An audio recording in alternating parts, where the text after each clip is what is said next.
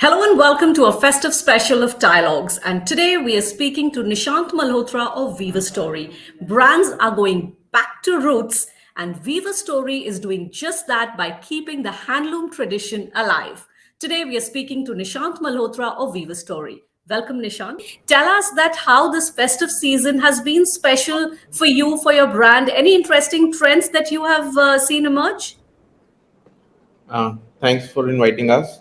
So this festive season, after the COVID, I think it's coming up with a lot of vigor and a lot of energy, and a lot of people are looking forward to getting back to their normal lives in terms of families, parties, etc.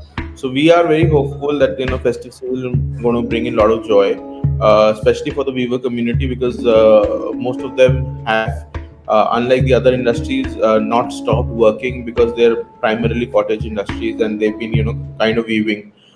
We were not able to find as much as an outlet there that time because of restricted shopping, etc. But online shopping did help most of us. So this season that we're looking forward, that people are going to be looking at much brighter colors. Like I said, getting back together and a lot of festivities happening around. So the shopping etc. is also going to pick up in terms of festive wear and all.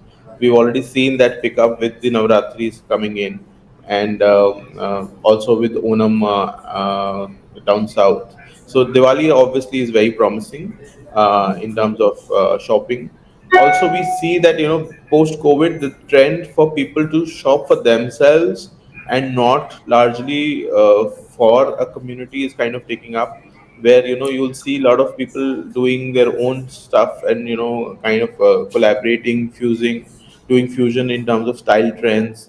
You'll see a lot of people wearing lehengas etc for parties and all with sneakers instead of the normal high heels. And also I'm looking forward to a very colorful festive season this year.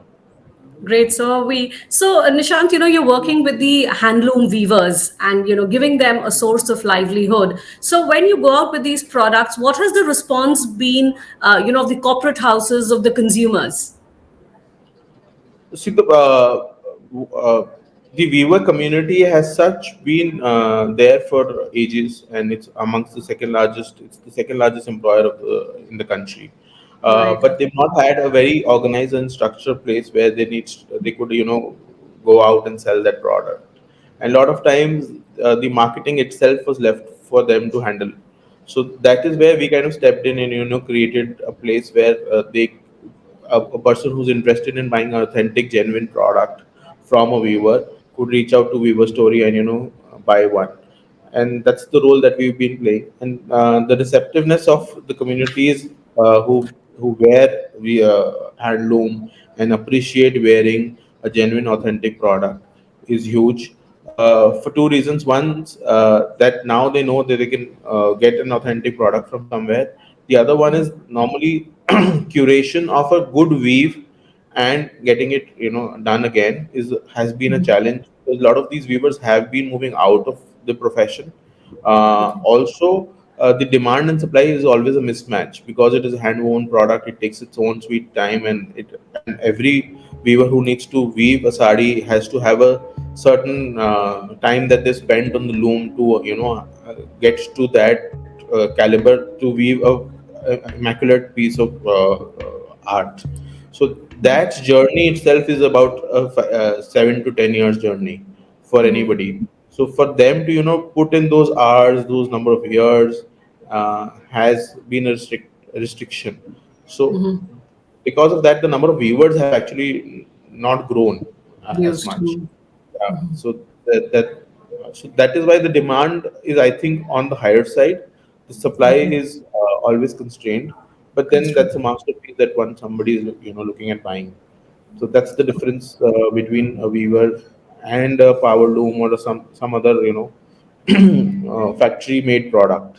That's the Okay, you are largely online and digital first brand, but correct. there is a lot of business that comes, in this sector from the offline model as well. So, are you looking at retail tie-ups? What has been your response from offline model?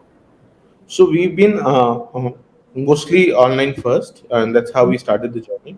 Post that, in last 3 years or so, we've been physio retail as well. We have our own flagship store in Delhi and Hyderabad. Plus, we've been working with multi-brand outlets also across different cities.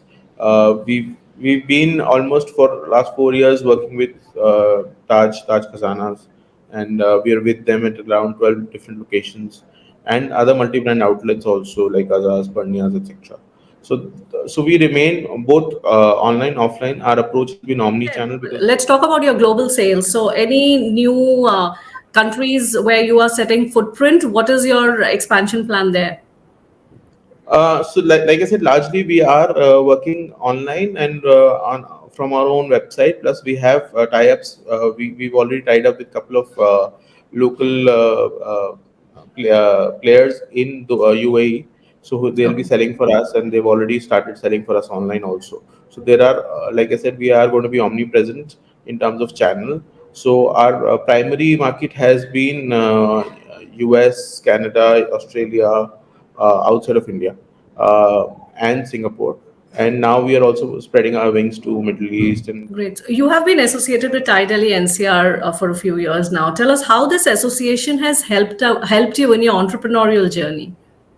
so Thai has been so basically we reached out to Thai when during COVID days, and that was the first point of contact. And that time it was largely an online platform because meetings weren't happening, any of that was not happening. And that time also, I think Thai was very helpful in getting us the employee benefit solutions that we're looking at. Helping our employees with many claims, etc. And they were able to get us a good one deal on that in terms of how we can manage. There also there were a lot of interactions which were happening for helping us, network with different businesses, and also in terms of learning and managing and coping with the new way of business where a lot of work from home is going to happen and all. So I think Thai has been a very as a partner and as a mentor, frankly, has helped us, kind of open new things which probably SMEs were not aware of in terms of how to take care of those aspects of business. Thank you, Nishan. Thank you for your time and wishing you a great festive season. Thanks a lot. Thank you all the same. Thank you.